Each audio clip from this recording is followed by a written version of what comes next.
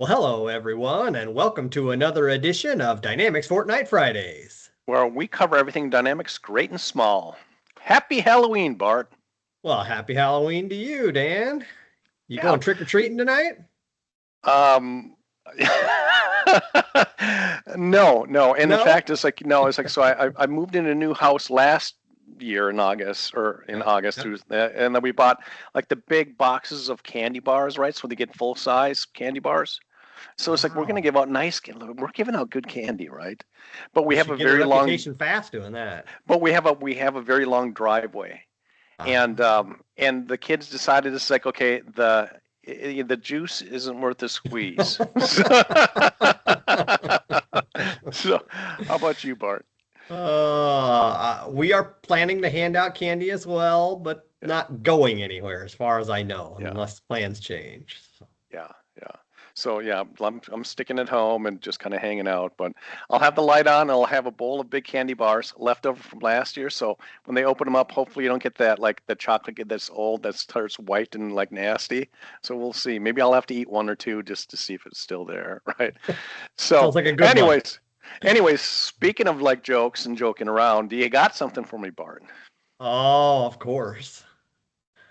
So, what do you call a coven having fun playing on the beach?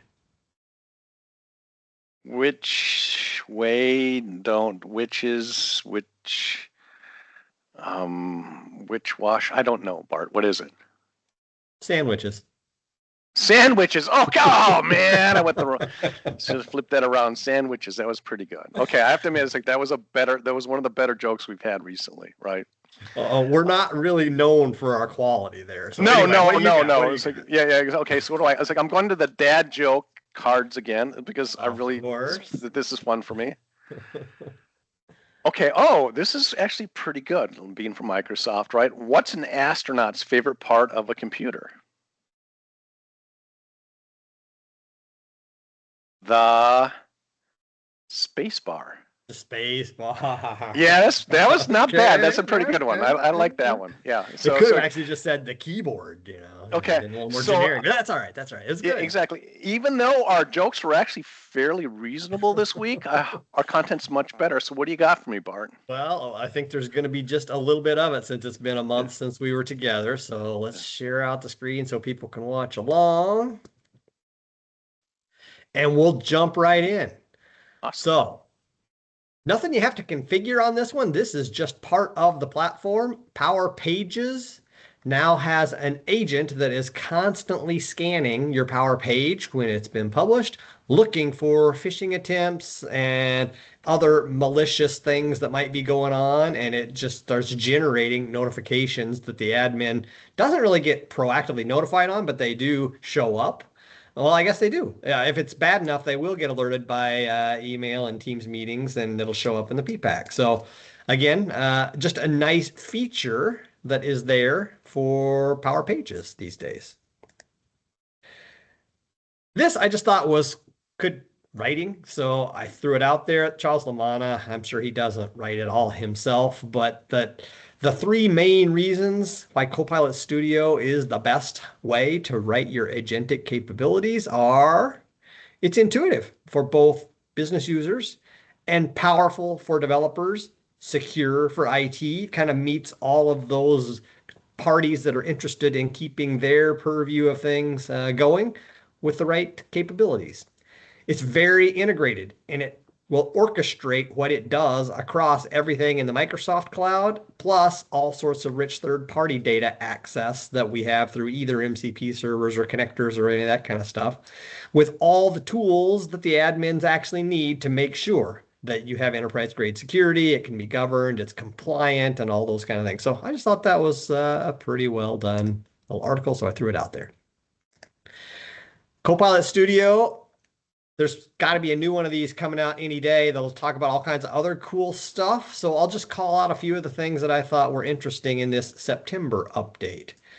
So computer use, it's in public preview. It actually just showed up in M365 Copilot's researcher agent in preview also. So computer use is starting to really proliferate. I think that is really the next RPA-ish tool to just prompt and let your AI figure out how to use a computer to get stuff done. We can publish to WhatsApp. We can enrich and test our prompts if we're using the prompts capability in prompt evaluations and other things that are there. File groups are out there. Reusable component collections are a really big deal to make that reusable stuff ready to deploy through the enterprise. Files interactions as part of what end users are able to do as part of the agent. Advanced tools like Code Interpreter are out there and generally available. We've got the SDK for the agent's client SDK to make it possible to just use whatever you build as an API endpoint. So make your own UI for however you want to surface the capability that Copilot Studio is bringing forward, and just make those API calls back and forth to let it do the logic and the reasoning and send the answer back that you can display however you would like. MCP has gotten way easier to connect up if you have an MCP server that you're trying to connect to. We have a dedicated environment now for all agents that are being built in the Copilot Studio Lite. It used to be called the Agent Builder experience, that when you're in M365 Copilot and you just make a lightweight agent, those now all land in the Microsoft 365 Copilot chat environment in your tenant. That is a Power Platform environment. So now you can put all the environment rules and all the DLP policies and whatever you're trying to do to keep things secure, safe, and managed all apply to that environment and all of the agents that get built in it from now on. We also can make sure that all of the data lands in a particular region of the world and all that kind of stuff. So that should be a really big deal to try to put some of those governance policies around those light agents. There's all kinds of new kind of reporting and analytics things being surfaced. So I'm just going to let you walk through those and get the benefits you can. And then for your end users, invite them to start taking part in the Copilot Studio Agent Academy that's out on learn.microsoft.com to learn how to use all the cool stuff. So lots of innovation going on. I'm sure in the October one, there is just as much, if not more, that'll come out about all the new things that have come out just in the last 30 days. If you missed it, earlier this month, we had the Business Applications launch event. And if you click on this, it'll tell you a little bit about what we were going to present there, with a link to actually watch the 45-minute event itself and pay attention to all the things that are coming in the next wave, which will land sometime next spring. If you're a Power Pages developer, you have been able for a while to sort of pop into VS Code on the web directly from the Maker portals. And that was always a okay experience. But if you wanted to get to the desktop so that you could use things like GitHub Copilot and some of the other things that are there in VS Code desktop, it was kind of a pain to get in there and then sync the site to it and do some other things. Well, we have now made it so that from the designer for Power Pages, if you need to pop over into VS Code, it'll actually just launch VS Code Desktop directly with the site already synced, ready to use. So big step forward in developer productivity if you're going to be using Copilot Studio and VS Code. Did I say Copilot Studio? I meant Power Pages and VS Code.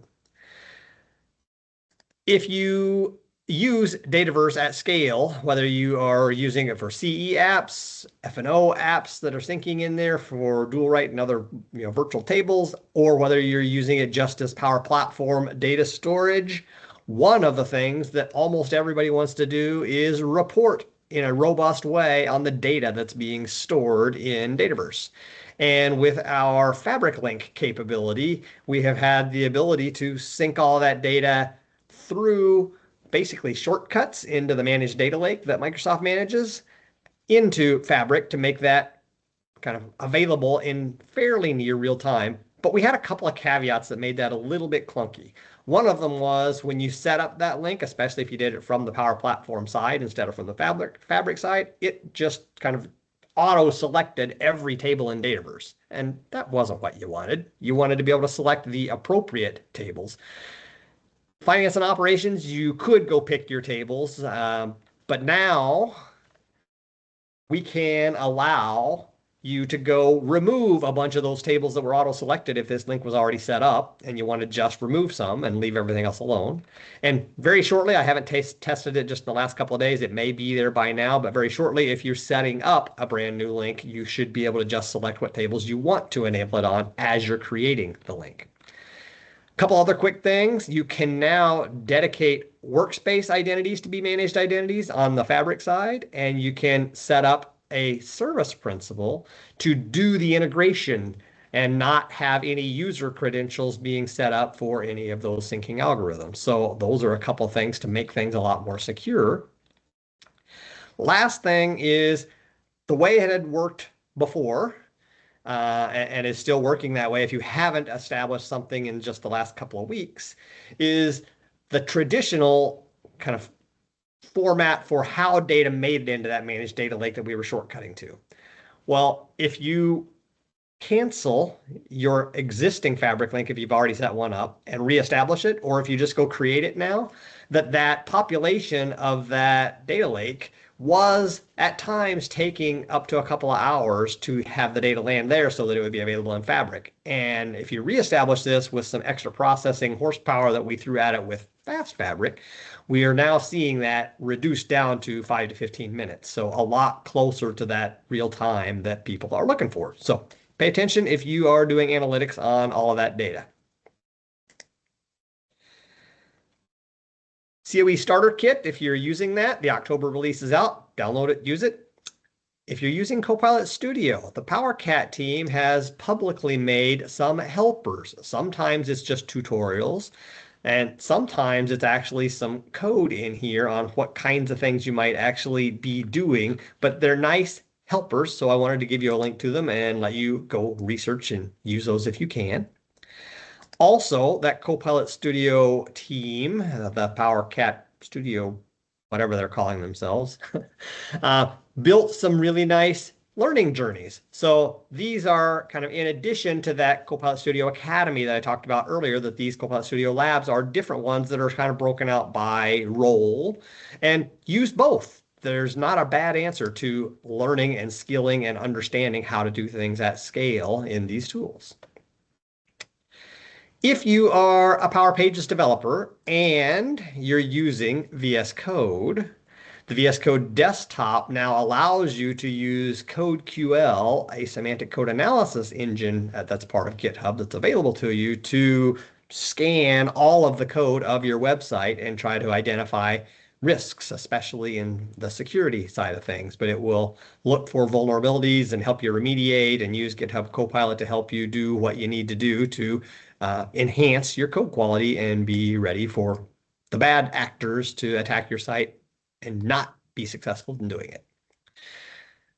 All right, Power Pages also introduced a new feature to invoke server-side logic from the client of the Power Page. Big deal for Power Pages developers, because before, really the only tool you had in the tool belt was client-side injecting the Liquid tags and using Liquid to then jump out to, call other APIs or do other work. Well, you can now invoke server-side logic and use your normal plugins, whether they're low-code or pro-code, to call other systems, make external connections, do validation, let the server do the work instead of trying to do it all client-side. And so that should open up all sorts of new possibilities for Power Pages to do custom code stuff. And there's more coming in the not very distant future in this feature. So pay attention if you're working on Power Pages stuff. M365 Copilot got a couple of big new agents that just launched. One of them is called App Builder, and the other one is called Workflows. And they both are there in the M365 Copilot ecosystem to just choose that agent and ask it a natural language question like, make me an app that does this, and it'll stitch you an app together that is a React front end tied to SharePoint lists.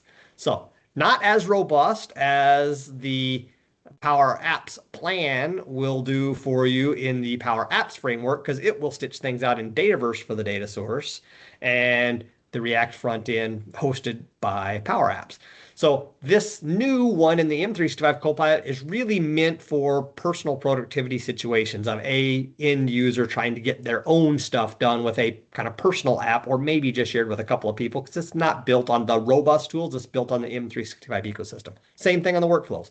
Meant to build lighter weight workflows to do personal productivity or small group productivity, but nice that it's just sitting right out there available in anyone who has access to the M365 Copilot ecosystem of things. So that's there. And of course, you've got your Copilot Studio Lite experience to be able to do agentic things for building agents along with the workflows and the apps. So pretty big news there. Another one. Copilot Studio Kit used to be the best way to do evaluations of your Copilot Studio agents. And it's still very robust. I would say if you're used to using it, it has a lot of functionality and there's no reason you need to change. But built right into the Copilot Studio portal now is evaluations. So on your analysis engine, in your Copilot Studio Maker portal, you can now set up tests and you can have evaluation conditions, and you can figure out whether you're going to look for exact match or semantic match, and a lot of different things that you can evaluate whether things are working successfully as you're making changes, and are they consistent? Are we ready to promote whatever we've been working on to production? All that stuff is now right in the portal to take advantage of instead of having to hop out into a different kit should you choose to use it. So big deal there. Another one, the researcher agent that's part of the M365 Copilot ecosystem can now use computers to do what it needs to do, which should allow it to do things like log on to a website that needs authentication as part of what it needs to do for research in order to bring that back and incorporate into all the other things that it is finding kind of in its own internal knowledge and on the internet and in the data that you're storing that you have access to in the Microsoft Graph ecosystem of all the things that it can do. So researcher is just getting smarter and smarter and smarter. Take advantage.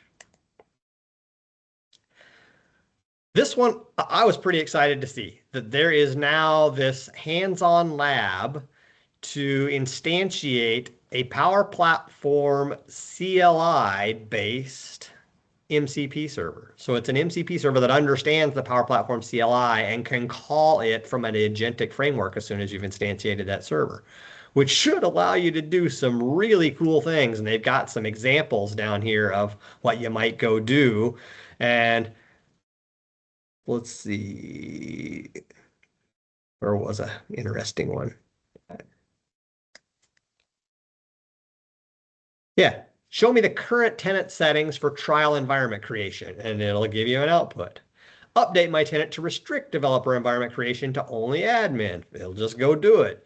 Get advice, like analyze my current platform tenant settings and provide a strategic governance plan for me. So you can do all sorts of interesting things once you've turned your agent loose with this MCP server that understands all the kind of admin backends that the CLI and even the DevOps backend things that the CLI provides you, and just use it in an agentic framework. So I thought that was pretty exciting. I'm going to go play with that sometime in the next couple of weeks. I just found it. Another new feature that just came out, like in the last 24 hours, is in the Power Platform Admin Center. There is now an inventory tab. So I guess let me pop one of these open really quick and just show you that in the admin center, I've got a cached version of the page. Let me just change my URL to go to the preview, and just so that it has to re-pull. In a system where I don't have a cached view of that page, it would show the same thing. The inventory is lit up here, and when you click on it, you can now start seeing inventory across your tenant and across types of items in one consistent interface.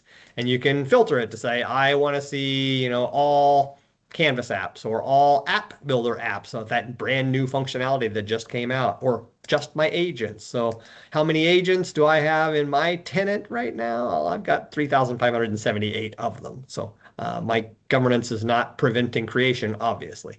So inventory, big deal. And the API is here to do work with that programmatically in the Power Platform Admins V2 connector. If you like working with it in the Power Platform tools, you can call the API directly if you're used to working with APIs, of course.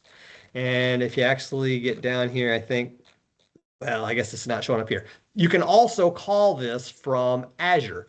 In the Resource Graph Explorer, you can actually call this API directly and just send Kusto queries in and get real-time results kind of interactively instead of having to go build an app or anything like that on it if you would like to. So that inventory API, that's going to be a game changer. Kind of the last one in the Power Platform side of things, the Finance Copilot is now generally available. So if you have an M365 Copilot license, you also have a Sales Copilot license, and you also have a Customer Service Copilot license, and you also have a Finance Copilot license. So if you are in one of those roles, you might as well use the capability, because the license entitles you to it, to go do all that stuff. And so Finance Copilot is really good at grabbing data from your ERP. If you're using F&O or BC, great. If you're using SAP, great. That we can connect to several different ERP systems and bring a lot of that finance data into really interesting ways to leverage AI and other capabilities of synthesizing this data and standardizing it, structuring it, even filling in blank columns and things like that, or blank fields in large data sets that should have been auto-populated. It does all kinds of neat stuff to make it easier to analyze your financial data. So take advantage if you're in one of those roles. I'm going to really quickly run through what's now in our SaaS tools in customer engagement for sales service, field service, all the good things.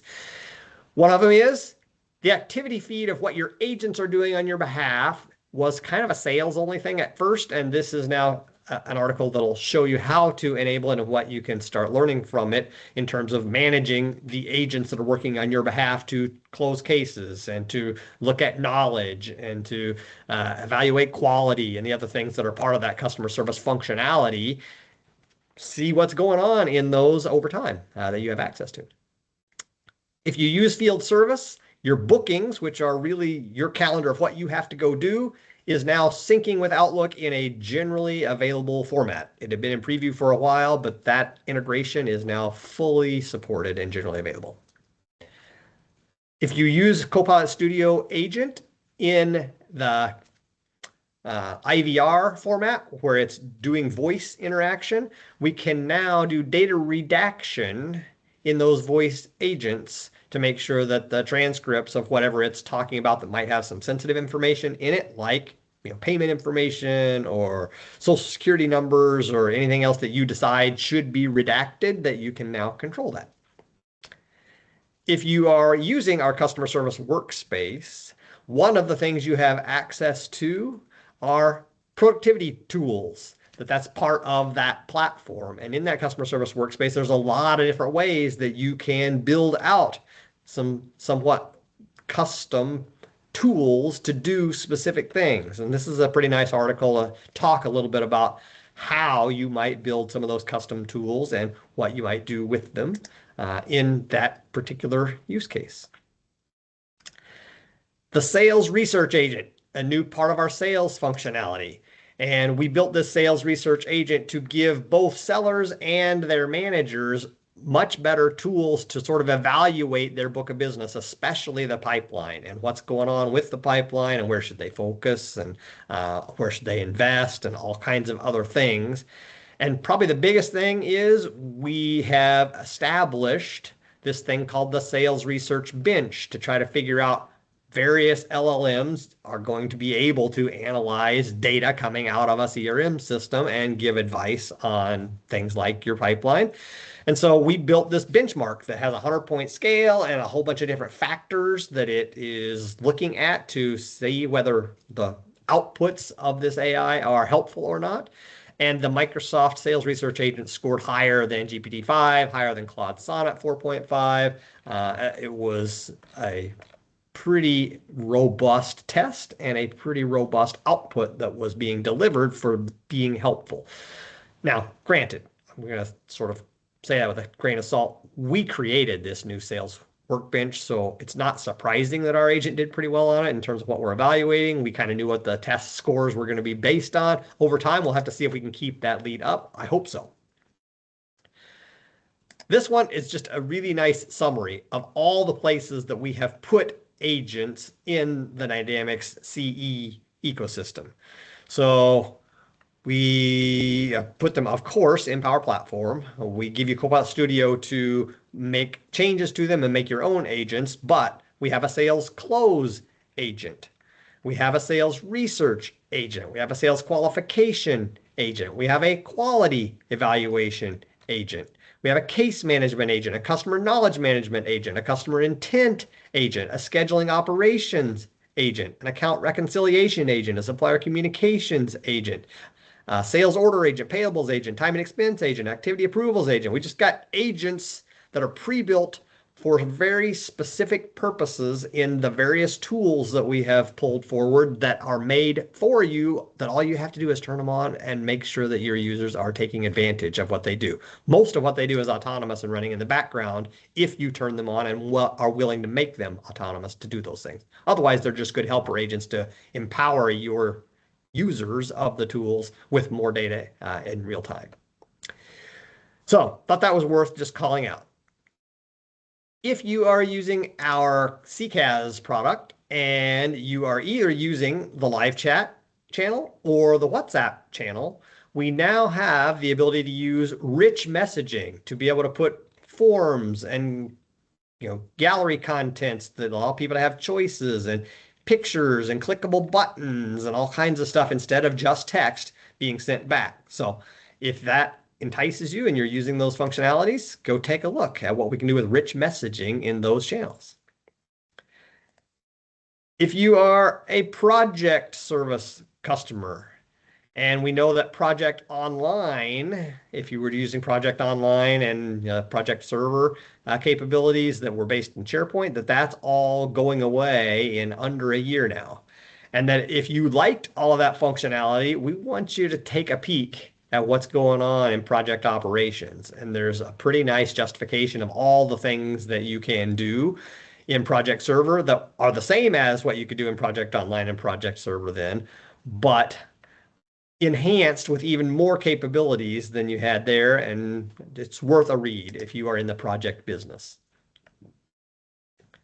If you're in a contact center type environment and you're using any of the Dynamics apps that are based on Dataverse and model-driven apps in what we are calling the multi-session functionality, to have many sessions available to an end user at the same time, that we now have a new setting that you can turn on called Session Restore, that if connectivity gets interrupted for whatever reason, a browser crash, a closure of the browser, a system reboot, power goes out, whatever it is, that this Session Restore will reinstantiate those sessions in about a third the time that it used to take. So anything will get saved that is open with the tab states and the navigation context and all the tools, the productivity tools that I talked about earlier, are all being saved kind of constantly so that they will pop right back up when you restore the session. So that should be really helpful in people that are in those contact center-ish type environments.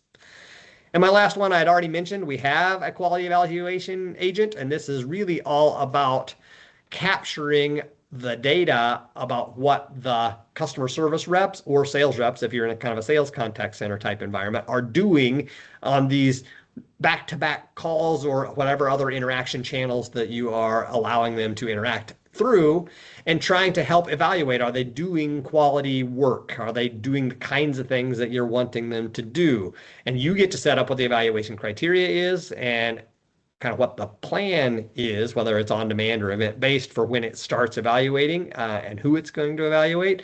And it's pre-built, but you get to kind of set it all up. So if it will help you in ensuring whatever your quality program is in your contact center for evaluating your people, maybe this can help you do it faster, easier, and with even more data.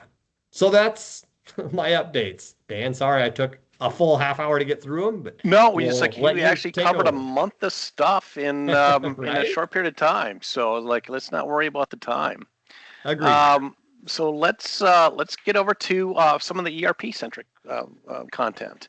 So as always, when I have a big update, product update, there's small number of lines, but there's a lot of content in it. So today I'm going to cover some HR, some commerce, and a little bit of finance. On the next show, I'll cover some supply chain, cross apps, and some project apps components of it. Now there's two different components to each one of these. This is 10.0.46. And then I have been covering stuff on like, okay, what's on the roadmap here, on the plan for, for each of the different projects. So I'll spend a little bit of time on that. But first of all, what's new in HR? So as I mentioned, like for the last year, right? It's like we did a lot of work converting that over from a standalone app and bringing that back into the finance system, the finance supply chain system. That's done now, so we're starting to do a lot more development, a lot quicker stuff. So the first thing that we have in this release is, expired jobs and jobs titles are stored, right? But they're also hidden.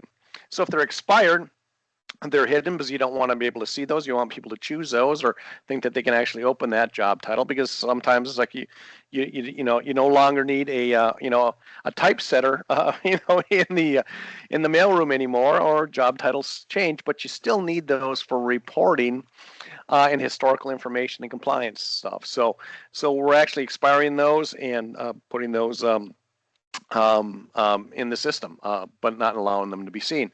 Couple more updates on this recruiting, the Enable Recruitment add-on. On the last show a month ago, I actually went through all that. That goes from, putting a job out there, defining that with AI, it's like in the job description, posting it, putting it out there, letting applicants come in and apply for the job, evaluations of that, scheduling those interviews, and all the way through the job process. So that's enabled on this one.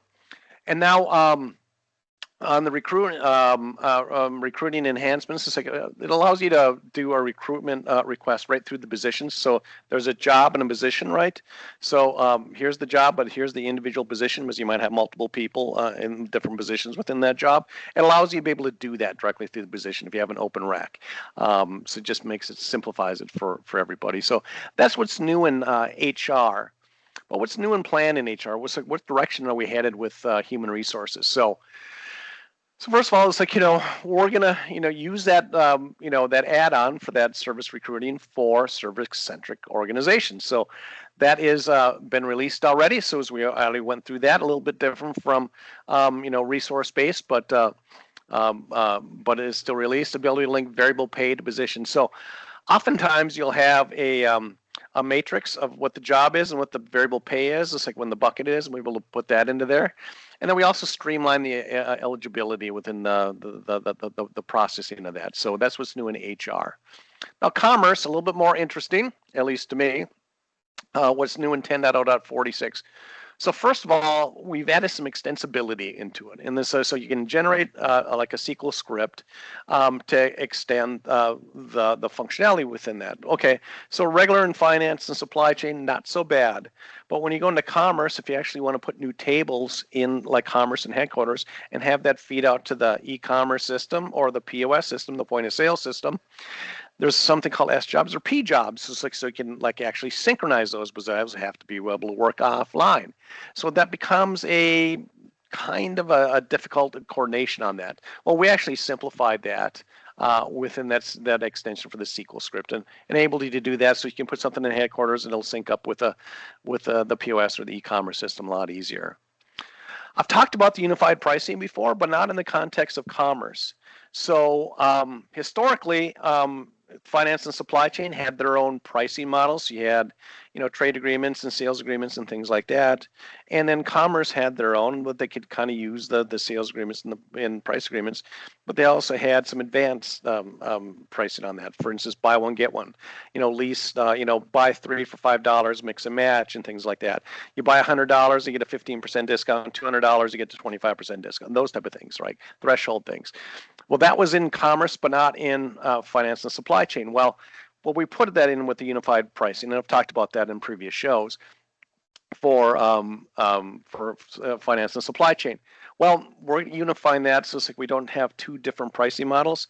So there's a migration path to go over from from the Commerce pricing over to the unified pricing, which is as equal or better, and we'll talk about that in a second. So also on point of sale, so we can skip automatic balance check on a payment card before payment. Okay, that sounds silly, but why would you want to do that? Because you had to put in your PIN number to actually look at that. And it's like, so if it, like the cashier will put in there, so you have $100, it's like available balance onto there. We can skip that and say it's like you don't have to have the user put in that PIN balance, and so unless they want to use that card, and do it at the time of payment. So that just simplifies the processing. Sounds like a little thing, but saving a few 10 seconds on a line through a checkout line makes a big difference, especially around the holidays, which is starting very soon.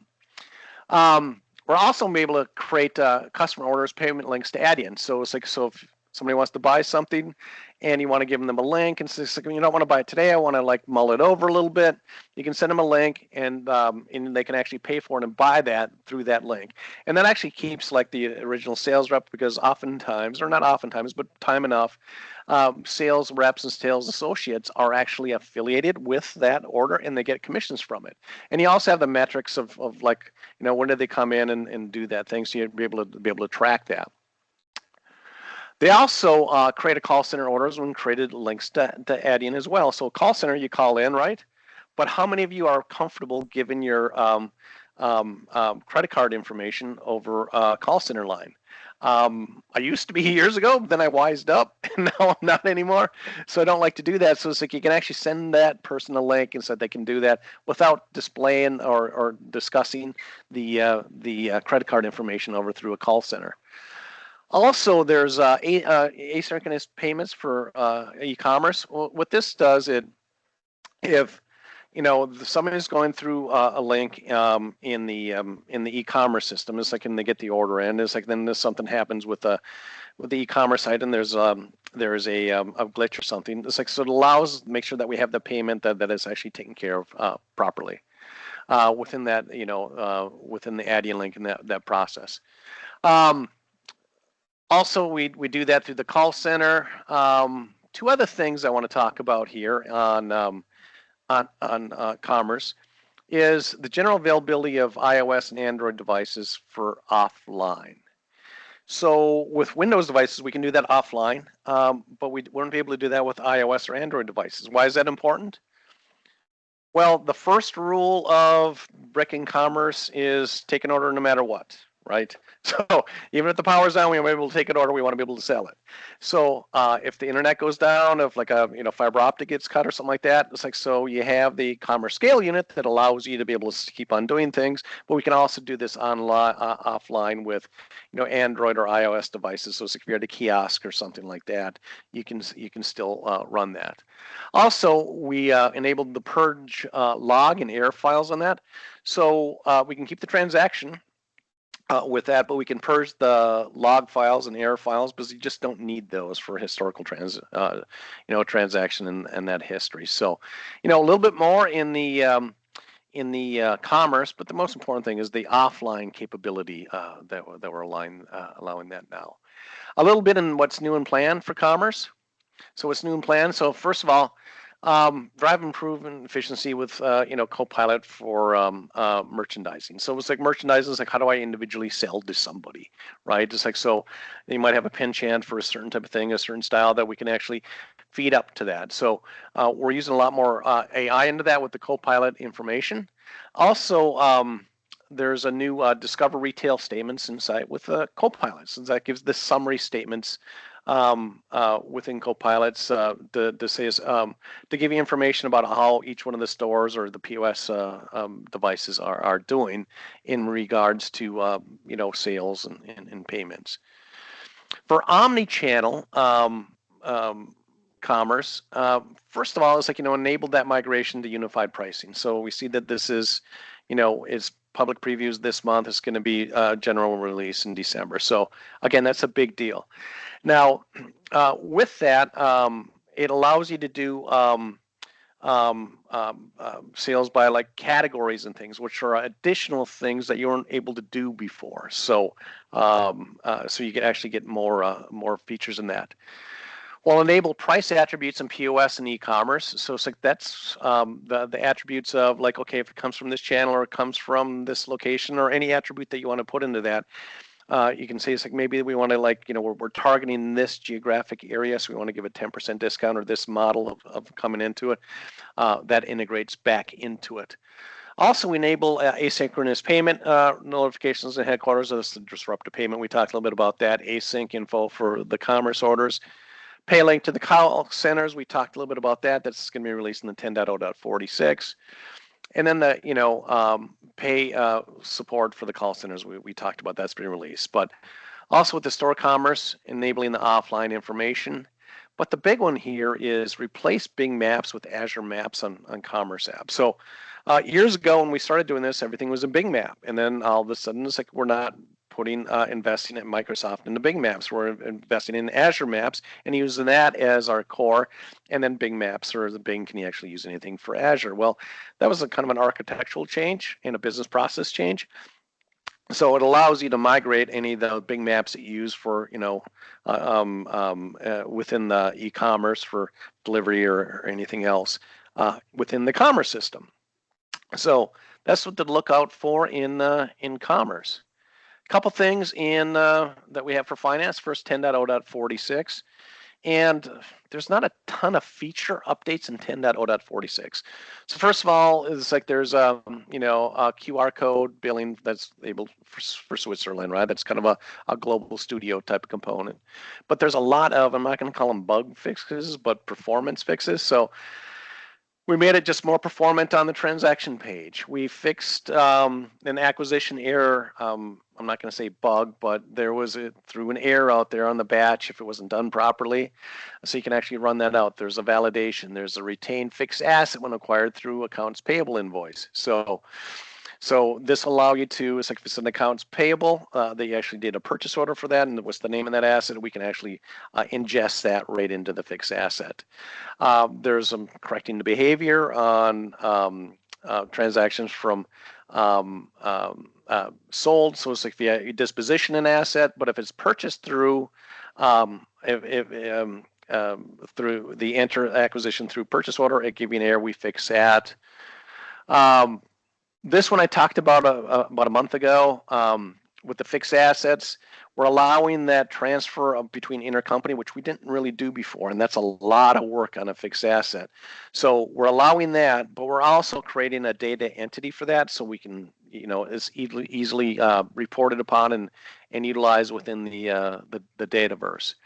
Subscription billing, we fixed some performance issues on that. We fixed some invoice generation issues on that, and then performance, improvements on the deferred recognition batch on that. Within the feature updates, we did a free text invoice total bug, is like which would have had to been a journal entry to fix that before, so we fixed that line item. We added some features within the My Cases page for accounts receivable to look at the totals on that. With the credit and collections, to be able to view what you need to do, we can actually do by due date or terms of payments if you actually want to sort that out, just to make it a little easier for the users to get at. And then on accounts receivable, credit collections, this has been around for a while, but we allow the dynamic variable within the subject line for your templates to automate that for your dunning letters. For interest notes, and collections, credit and collections on that. We're doing something to allow top picking optimization, which is basically an algorithm, right? An optimization algorithm that's going to improve to provide, more relevant data. And so it makes it actually smarter and faster to be able to get that information, because the refreshes on the first rendition of this weren't stellar. For the accounts reconciliation agent, so we made some improvements on matching that up. So be able to match this, like if it's in the ledger but not the sub ledger, or if it's in the sub ledger not in the ledgers, like we can make sure those exceptions are taken care of. For the general ledger, so we added the user ID to the large settlement inquiry page. For subscription billing, we are allowing the discount group in the trade agreements to be applied to the billing schedule. So it's like so for a trade agreement, you can have a trade agreement by item or by customer, but for those certain items that you have on that or that customer, that's actually going to be taken into consideration now in that billing schedule. There's a couple more things. So there's a fix on the cost of goods, or the COGS. Billing deferment, so it monitors that any errors on the dashboard. And the last thing we have is for subscription billing, when terminating a billing schedule, or it's like people actually paid that off, you're finishing that up, and a credit note has to be created. We're going to use the same exchange rate that you used when actually you created that billing schedule. So let's make sure it's accurate, because as we most of us know, that exchange rates vacillate quite frequently with a lot of different countries. So you want to make sure that that's accurate by that. So that's really what I had on the show today. I'm going to have a lot more with supply chain on the next show, and some project ops and some cross application apps. But as always, Bart, look at your updates and see what's new in the solution updates. There's lots of them.